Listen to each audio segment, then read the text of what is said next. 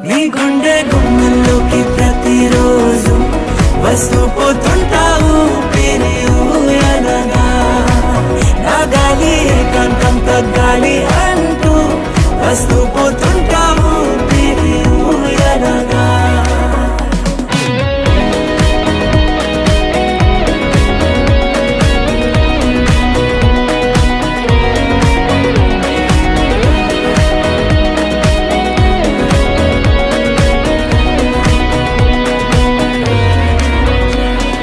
లోకంలోనా